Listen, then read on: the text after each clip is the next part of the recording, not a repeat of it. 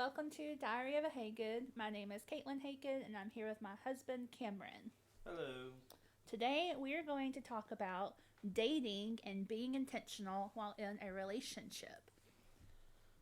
So, obviously, when you start off a relationship, you start off by talking, and then you progress into dating typically, and then you go through dating and then engagement, and then comes wedding.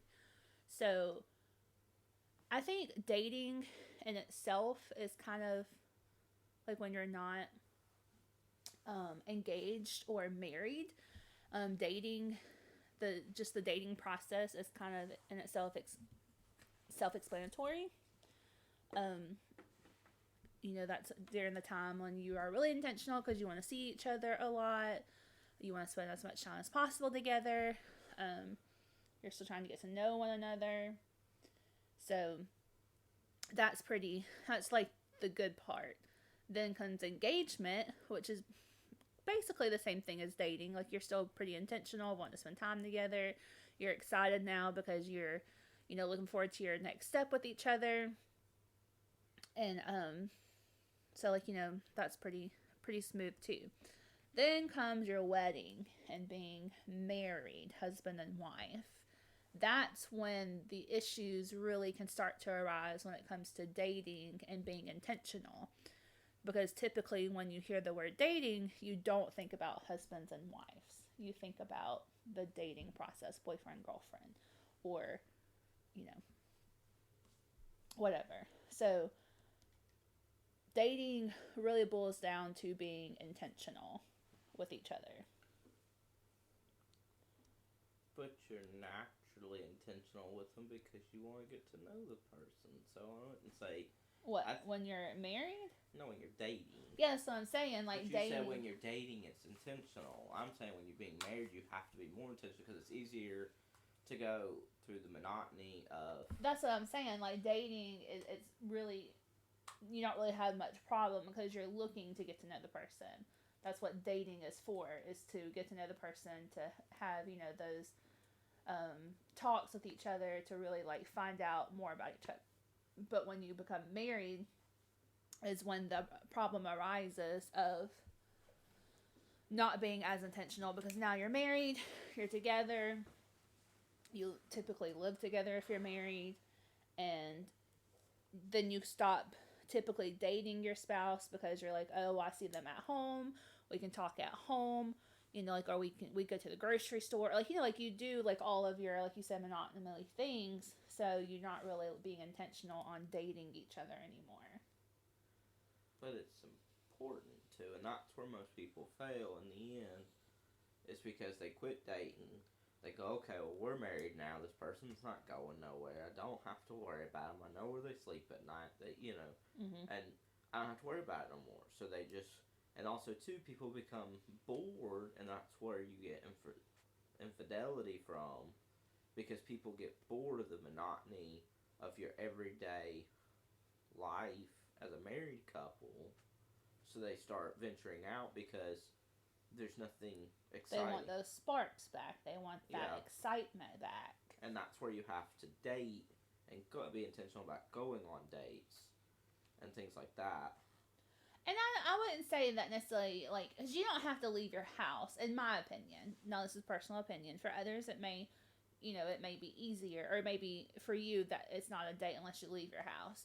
But for me, like, don't get me wrong, like, I wouldn't like label it so much as a typical date, but to me, I still consider it date. To, like, if it's just you and I, and we're intentional, like, where we make a very specific meal, we pick out a movie or a picnic or something, and we make it very intentional to make it a date.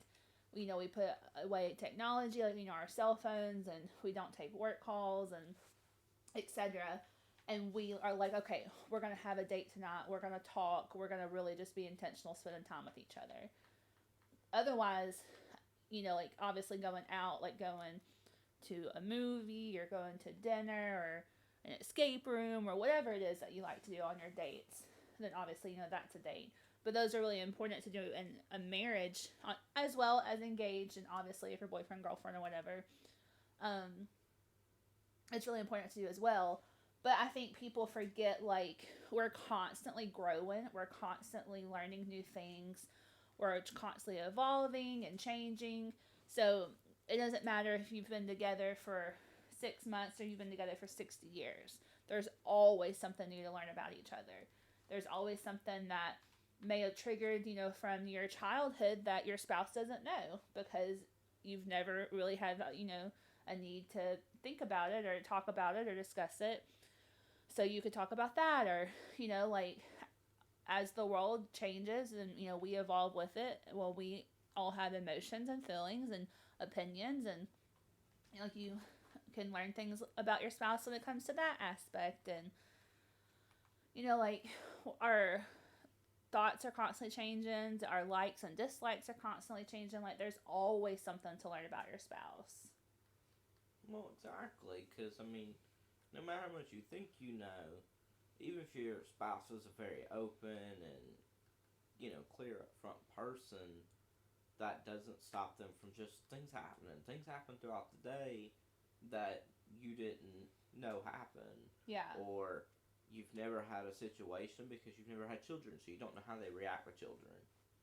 Yeah. You see them react with other people's children, sure, but that's different. So how they react with children. If you've never had kids before, then you don't know how they react. You can see them react with other people's kids, but you don't know how they react in general to kids. Because, like, seeing people react, like, with us, where we had nieces and nephews that we got often, but having children of our own, it was different when we got children of our own. Because you react differently when they're in your home 24/7, when you're responsible for feeding them, you're responsible for sending them to school, doing homework. That's when you start to see things that you never knew. Mm-hmm. The person can say, "Oh, I'd be great at helping with homework and this and that," and then they get a child in there that's got homework and they're like about to pull their hair out because the kid's playing dumb or doesn't get it or whatever. But you can't see that until it happens. Well, and it just adds that extra time and layer onto it. But that's kind of going off on a different topic, because we can talk about kids.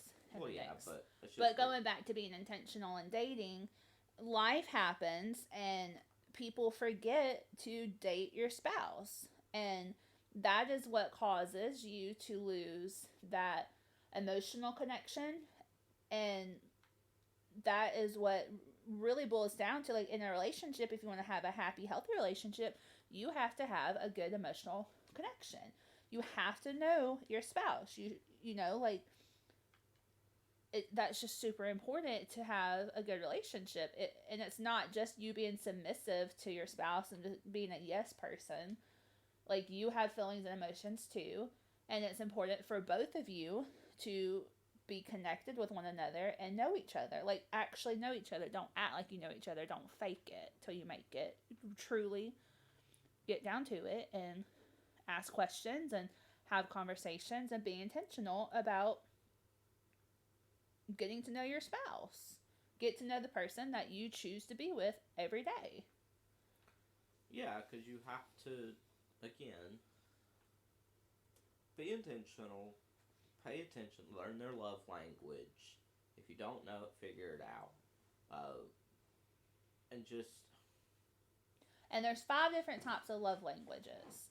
There are gift giving, words of encouragement, personal, like, touch, or words of affirmation. I think it depends on how you say it, I guess. The personal touch. What were the other 2? Do you remember the other 2? No. But it's really important to know each other's love language. Mm-hmm.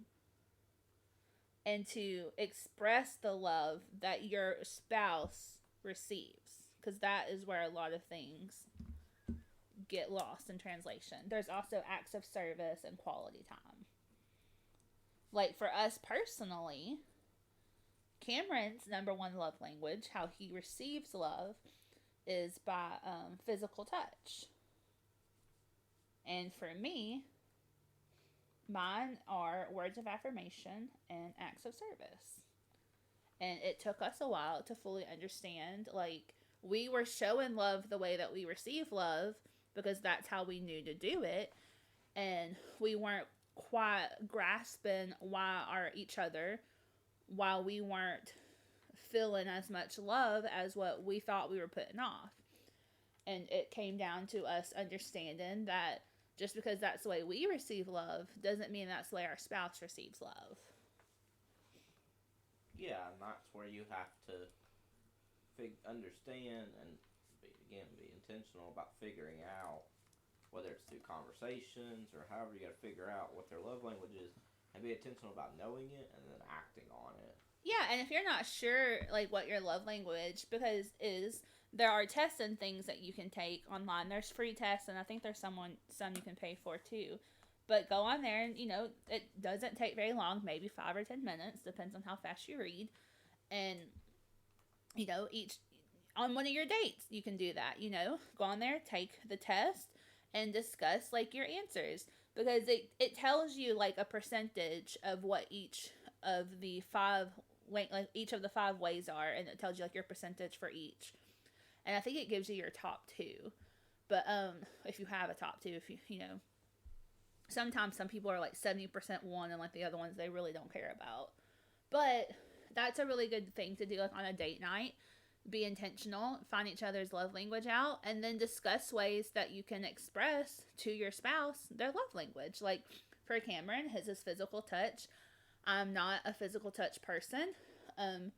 So for me, like, we discussed ways that I could show him love in a way that he'll really feel loved, and in a way that I can express it with me being comfortable.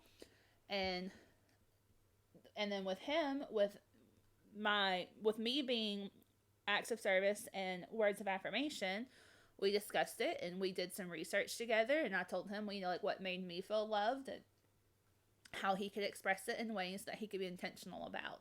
It really just goes back to being intentional, because if you're not careful, you can easily fall back into old routines and fall back into trying to show your spouse love the way that you receive it, not the way that they do, which then is going to cause problems in the long haul, because they're not feeling the love that you think that you're putting off. Exactly, because they don't receive it the same way. So, like, Caitlin's, like, words, well, truthfully, I don't care about words. They're virtually meaningless to me, but they mean a lot to her. So I have to be intentional with my words with her, and that's part of dating. That's part of a lot of things. It's just being intentional. It's being intentional about noticing when they're in a bad mood and what makes them feel better. What parts their day up and things like that. Yeah. And then to add on top of that, since we are Christians, and to throw some scripture or some Jesus and God in there, if you really think about it, God is very intentional when it comes to our relationship with Him, and with His relationship with the church, which in the Bible, how it says that's His bride.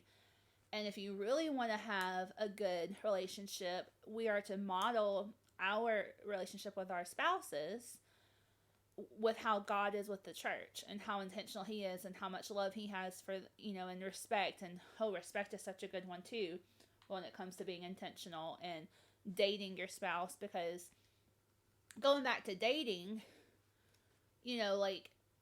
or just relationships in general, it's a really give and take, relationship. It's a really give and take thing.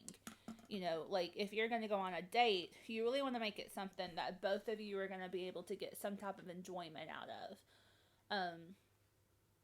It needs to be something that is common ground and something that you both can agree on, not something that's a selfish, like,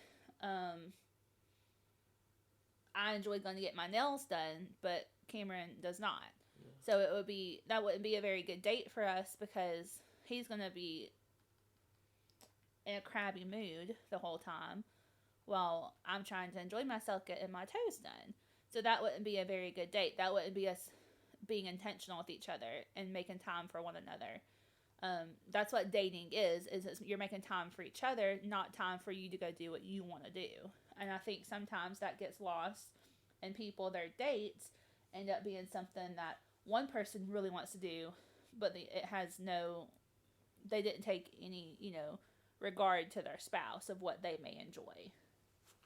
And but too, there's also times that, and you have to figure this out between you and your spouse, and figure out what works for y'all. There's gonna be times that it really is more beneficial for one of y'all to be per se selfish and go on a date that more pertains to one over the other. Whether you're being intentional on taking your spouse over somewhere that you despise because you know that's what they really like, so you're letting them be selfish, but you're making the sacrifice that was your decision, or even you saying, "Look, we've done enough things that you enjoy that now it's my turn to let's do something that I enjoy for once." And see, I think that there's different levels to dating. I think with what you're saying, to being like, okay, I'm gonna surprise my spouse and we're gonna go, what's something that you really enjoy that I'm really not a fan of? Fishing. I'm not a huge fan. I don't mind fishing, but it's not something I would do all the time. But like, so if we were to go on a date to go fishing, I would like get enjoyment of maybe talking to Cameron, but it wouldn't be my ideal date. But like, going back to like the different levels of dating, I could surprise you and be like, hey, I could surprise you and be like, hey, like, I have a surprise for you. I'm really thankful for what you've done, and I could surprise you with a fishing date because that would be something that you would enjoy, and that would be like a different level of dating. Yeah, just like Caitlin likes to go to the movies and go out to eat every now and then for a date. I don't mind it, but I'm not a big movie person. I'd prefer sit at home and watch movies and spend a bunch of money going to the movie theater to watch a similar movie or the same movie at this point, because most of them come on Redbox and Disney Plus and all that. And I'd prefer to be at the comfort of my home than going to the theater. But I could say, hey, I'm gonna lay myself aside and take you on something that I know you enjoy. Yeah, and again, that kind of goes back to the different levels of dating. You can have like your typical date, like, hey, we just need some time together. We just need to be able to communicate without a bunch of interruptions at our house. Let's go out. Let's go out and have dinner. Let's go out and watch a movie. Let's go out and do something, just the two of us. And then there's your more like special dates, like when something big in your life happens, like a promotion or what's another big thing? My mom's kind of blank. New job. Yeah, new job, something along those lines. Or if you're just like super proud of your spouse or whatever, then there's that level of dating. And then so there's just different levels. Then there's just kind of like your stay-at-home date where you're just kind of chilling out with each other. You're just trying to spend some intentional time with each other at the house, or grocery shopping, or like, because a lot of the times I know a lot of spouses, they don't grocery shop. Like, there's a lot of household chores outside of the home that don't get done together. So like, you can be like, hey, let's go have a date grocery shopping, or let's have a date cooking or a dinner together for the whole family, or something like that. There's your different levels of dating. Yeah, and again, that goes back to communication and what you each consider a date, and what you consider the level of the date, and how often you feel like you guys should date. I know some people do it once a week. Some people do it maybe once every 2 weeks, once a month, like once every few months, and that again just really depends on you and your relationship, and maybe work schedules, and it really just boils back down to communication, which we've discussed before, how important communication is within the relationship. And as you'll see as we continue on, you're going to really see like how much communication really plays a role in literally every single aspect of every relationship, not just when it comes to your spouse, but to your parents, to your children, to God, to friendships, to work, to literally every single thing. Because that's what you just have to be intentional in life. I mean, even with yourself, not just generically saying your spouse or your friend. Just everything. You have to be intentional. Yeah. And say, I'm gonna set this time aside and do this, whether I like it or not, or I do like it, but you have to be. Even like with your relationship with yourself, because that's a relationship, with yourself. You have to be intentional about yourself, and that may be a topic that we can cover, in the future. Um, just communicating, which I know sounds crazy if you say it out loud like that, but communicating with yourself, being honest with yourself is what, like that's communicating. Being honest with your spouse, like if you're not comfortable doing something, or if you don't want to go somewhere that, that for a date, or if you don't want a particular person babysitting your child while you go out to date, or whatever it may be. It's just being intentional and being on the same page and backing up like why you don't like something, or going more deep into it rather than just saying, I just don't like that, or I just don't want to do that, or that's just not okay. Like, you have to be able to, dive deeper into that, which I think is what sometimes can be the issue for some people.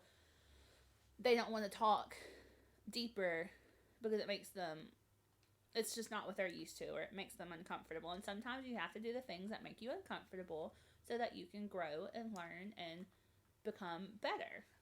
Well, you have to be put out of your comfort zone. That just like if you're gonna exercise and get in shape, to truly get in shape and get muscle, you hurt in the end, because you have to become uncomfortable to gain or achieve something that you're trying to do.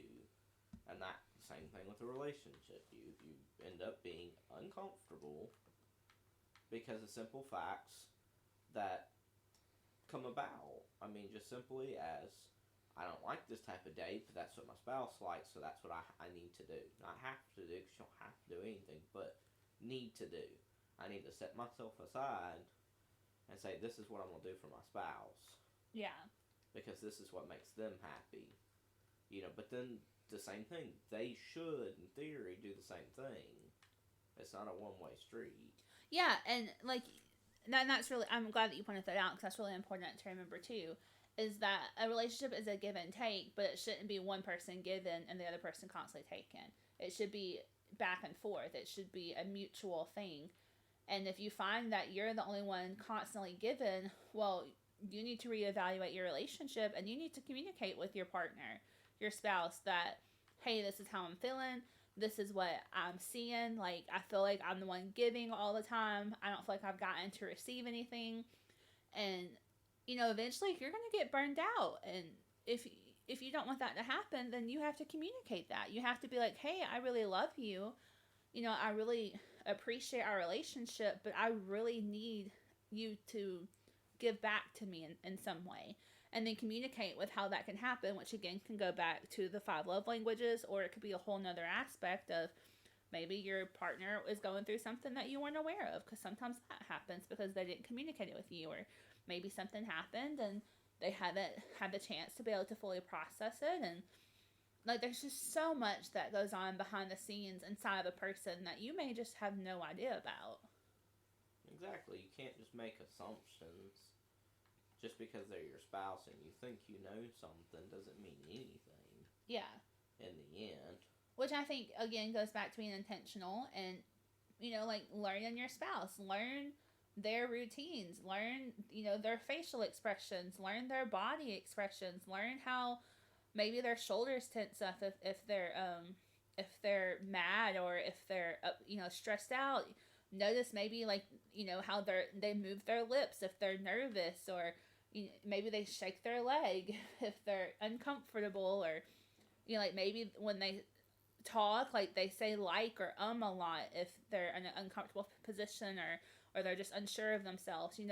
There's so much to pick up on somebody. If you really want to be intentional, learn your spouse. Learn how their eye may twitch when they get, really, like when they're starting to get really irritated, or how their breathing may speed up when they're upset, or goodness, there's so many different things that, each person is so different.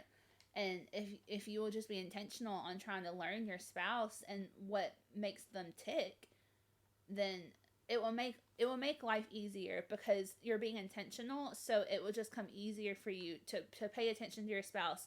You may be able to pick up on their emotions before they even really have a chance to fully understand what they're processing.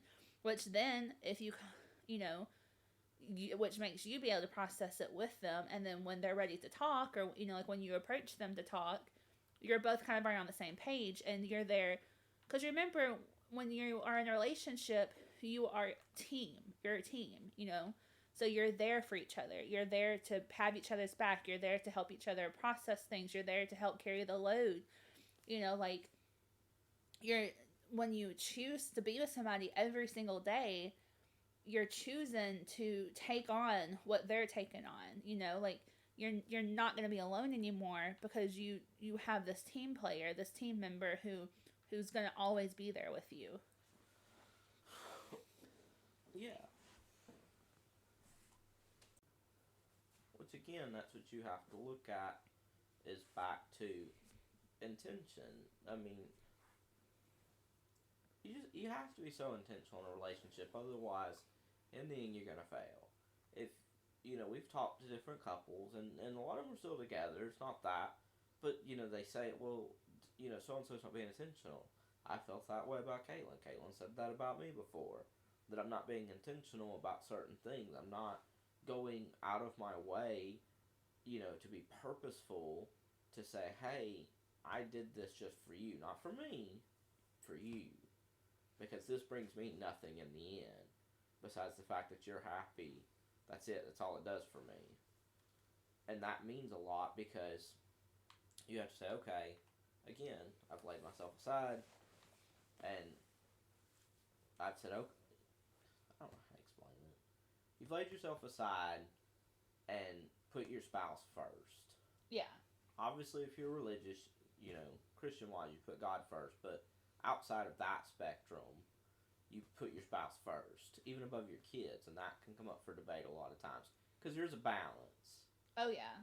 Now, that's not saying that your spouse comes to the point where your spouse gets new clothes and your children get hand-me-downs every time. In the end, that's between you and your spouse. But that's not what it means to put your spouse first. It just means to put them as a priority in your life. Otherwise, things can go south fast. Because you refuse to sit down and say, hey, you're a priority to me. So that's why we're going to do this. Which goes back to being intentional of, obviously, your children, they're children. Like they have needs that you have to meet. I think what it means by putting your spouse first is set a routine. Like for us, our routine is 8 o'clock is bedtime, and then from 8 to 10:30-ish is our time for each other. That's our time to talk, to whatever it is, watch a movie, play a game, whatever it is that we want to do together. And that is putting each other first because we've made sure to set a routine. We've made sure to set time apart, for each other. Now, that's not our date night because that's something completely different. That's just us making sure that we're checking in with each other every single day. And we'll ask, how was your day? What happened today? And then if there's anything that we need to discuss that happened throughout the day, or if we're having any big emotions that we need help processing, or whatever it may be, we know that we have that time every single night together to just be together, to just be human, just be with our spouse, to cuddle, to what, whatever it is that we're currently needing from that day from each other. And then throughout the day, we're able to kind of bounce off of each other.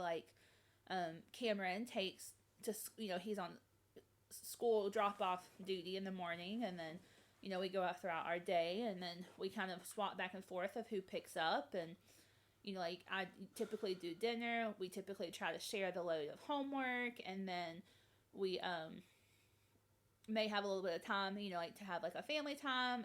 A lot of times we end up not being able to, so we try to do that dinner, but, anyway, so then after that, it's, teeth and shower and bedtime. And then we get to have that time with each other. And then, for on the weekends, typically we try to, on Saturdays, make a family day. during the day, and then if we want to have a date night, like we can do that Friday night or Saturday night, like whatever works for you. And that's just more of somewhat. I mean, that's basically our schedule. It may differ here and there every now and then because life, but that's pretty much our schedule. And that's just being intentional of making time for each other and having that communication time and getting to talk and see how each one of us are doing and checking in with one another. Yeah, because in the end, most people do better on routines. We are creatures of habits. So if you sit back and think, you've probably got some kind of routine in your life, even if it's as something as you wake up, you check your phone, go to the restroom, get dressed, take your medicine, eat breakfast, and head off to work or to go from there. You've got some kind of routine, general routine in your life. Yeah. I can almost put money on it that every person has some general routine throughout their life somewhere of something that they follow that they don't alter very often. Yeah. Or do their best not to, because you're creatures of habit, or we are creatures of habit, which forces us to be better in routines and setting time apart to date your spouse. It needs to be part of your routine. Oh, yeah. And it needs to be important. You need to make it, again, go back to being intentional. Yeah, it needs to be something that's a priority to you. And then just kind of watch and see what happens to your relationship. And again, this isn't just necessarily with your spouse. This is with friendships. If you want to build a stronger friendship, then, making time. Yeah. You can't build something stronger if you don't ever work on it. Yeah. You can't get better at math if you never practice it in some form or fashion. Yeah. If you don't do anything with it. But that's our spill for the day. Thank you for joining us. And if you have any topic that you think that we should talk about or cover for future, please let us know. And we will see you next episode. Bye. Bye.